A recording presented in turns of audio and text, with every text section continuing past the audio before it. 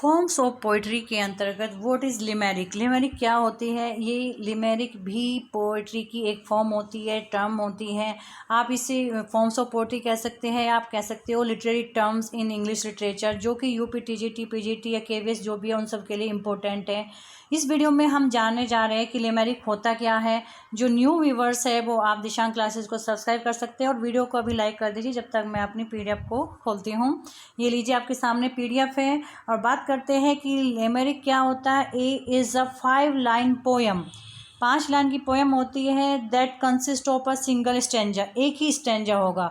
5 line poem यानी single stanza होता है इसमें, जो लिमेरिक कहलाती है। और इसकी जो राइम स्कीम होती है वो ए बी बी ए होती है, यानी डबल ए डबल बी और ए, जहाँ से शुरुआत होती है उसी लाइन पर ये ख़त्म होती है। लिमेरिक 5 लाइन स्टेंजा, एक तरह से कह सकते हैं बच्चों की पोएम जो होती है वो होती है। एक इससे पहले मैंने वीडियो बनाई है आपके सामने नॉनसेंस पोइट्री, आप उसको भी देखेंगे तो लगभग सेम सी डेफिनेशन होती है। नॉनसेंस में आप उस नॉनसेंस को भी देखेंगे, लेकिन लिमेरिक में ये अंतर होता है कि ये 5 लाइन की होती है और इसकी राइम स्कीम होती है। लेकिन जो नॉनसेंस पोइट्री होती है उसमें कोई राइम स्कीम नहीं होती है, ना ही कोई थीमेटिक पैटर्न को फॉलो करती है। वो भी बच्चों की पोएम कहते हैं, बिल्कुल ट्राइबल सब्जेक्ट पे लिखी जाती है और ये भी वही चीज़ होती है। सब्जेक्ट क्या है? बड़ा छोटा होता है, पीथी होता है, टेल होती है, कोई डिस्क्रिप्शन हो, छोटी सी कोई कहानी बताई जाती है, डिस्क्रिप्शन कराया जाता है, बहुत छोटा सा होता है। तो ये लिमेरिक होता है। मोस्ट लिमेरिक आर कॉमेडिक, या तो वे कॉमेडिक होंगे या डाउन राइट क्रूड से बिल्कुल डाउन राइट होंगे, या nearly by travel in nature, जो नेचर में मतलब उनकी जो प्रकृति होगी बड़ी तुच्छ प्रकृति की होगी। मतलब ऐसा लगता है कि क्यों लिखी हमने पोएम, लेकिन वो एक कॉमिक पैदा क्रिएट करती है और किसी भी छोटे से ट्राइबल सब्जेक्ट पर वो लिखी जा सकती है। अब बात करते हैं कि कुछ स्ट्रिक्ट कंपोजिशन स्ट्रक्चर होता है जो ट्रेडिशनल लिमेरिक्स होते हैं। देखिए, नॉनसेंस वर्ड्स में कोई स्ट्रिक्ट कंपोजिशन स्ट्रक्चर नहीं होता है, लेकिन लिमेरिक में होता है। ये भी बच्चों की पोएम होती है, नॉनसेंस भी होती है, लेकिन दोनों में डिफरेंस होता है कि ये क्या है, ये सिंगल स्टेंजा है। इस पोएम को मैं आपको बार बार नॉनसेंस पोइट्री का इसलिए जिक्र कर रही हूँ क्योंकि कहीं ना कहीं वो भी क्या छोटे सब्जेक्ट में लिखी जाती है, ट्रैवल होते हैं, कॉमिक इफेक्ट करती है। लेकिन दोनों में अंतर क्या आ गया? ये फिक्स 5 लाइन का स्टेंजा होता है, सिंगल स्टेंजा में लिखी जाती है। क्योंकि एग्ज़ाम में क्या होता है, एक जब हम अलग अलग कोई चीज़ को लर्न करते हैं ना, तो वो डेफिनेशन जब हमें एग्ज़ाम में जल्दी की वजह से हम एक ही चीज़ को समझ लेते हैं। इसलिए मेरा कॉन्सेप्ट ये है कि आप जो भी चीज़ लर्न करें उसको गहराई से पढ़ें और उसको समझें। तो दोनों जो वीडियो है आप साथ साथ भी देख सकते हो। हालांकि मैंने इसमें बिल्कुल डिफाइन करके बता दिया। ये एक सिंगल स्टेंजा होगा जो कि 5 लाइन्स का बना होगा और employ 1 rhyme on the first, second and 5th lines. तो जो एक ही राइम होगी किसकी? फर्स्ट की, सेकंड की और 5th लाइन्स की। 3 लाइन आपकी एक जैसी होगी, जैसे मैंने बताया था ना, ए बी बी और ए। तो पहली, दूसरी और 5वीं लाइन आपकी सेम राइम रहेंगी। Employ second rhyme on the 3rd and 4th line. जो सेकंड है, 3rd और 4th लाइन है वो आपकी एम्प्लॉय करती है। सेकंड राइम जो है, अभी मैं एग्जांपल दूंगी और अच्छे से आपको समझ में आ जाएगा ये चीज़ें। Due to their short and simple structure, limericks are a popular form among amateur poets। जो बिल्कुल न्यू पोएट्स होते थे उनके बीच में, क्योंकि शॉर्ट होती थी, सिंपल स्ट्रक्चर होता था, तो जो न्यू पोएट्स हैं उनके बीच में बहुत पॉपुलर थी।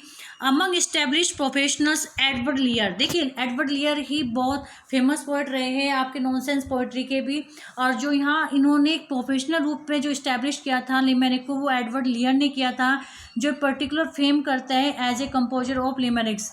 ये इंग्लैंड में पैदा होते हैं 1812 में और एसोसिएटेड होते हैं जनरा क्या होता है, लिटरेरी नॉनसेंस के साथ। मैं पहले वहाँ बता चुकी हूँ, लिटरेरी जो नॉनसेंस जनरा है उसके साथ एसोसिएटेड होते हैं।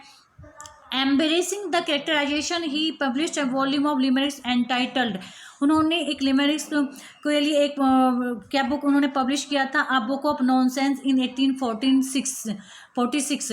तो ये आप याद रख सकते हो, इसमें पूछा जा सकता है। The book contained 117 limericks, most of them initially silly.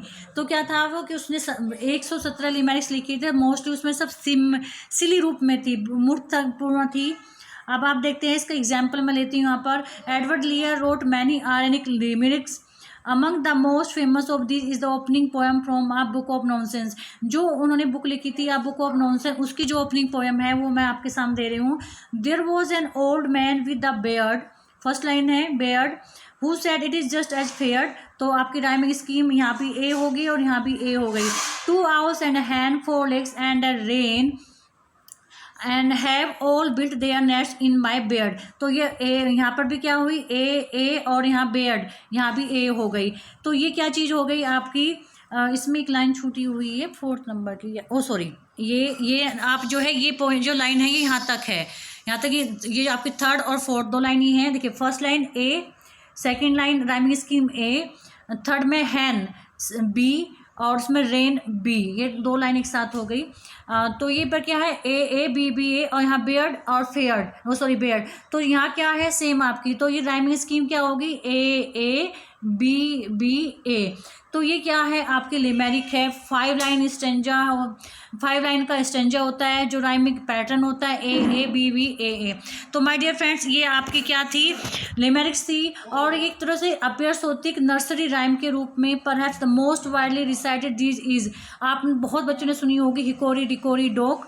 तो ये देख लीजिए ये बिल्कुल क्या है, hickory dickory dog, the mouse run at the clock struck 1, the mouse run down, hickory dickory dog. अब देखें यहाँ पर भी ए और ए और यहाँ पे बी और बी। तो ये क्या हो गई आपकी, एक तो बच्चों की पोएम है ये, और ये लिमेरिक है, 5 लाइन स्टेंजा है। नॉनसेंस और लिमेरिक को आप एक जगह रख के अपने नोट्स बनाएंगे, उसको करेंगे। पोएम्स पसंद आई है तो लाइक करना ना भूलें और शेयर भी कर सकते हैं आप लोग। बाय।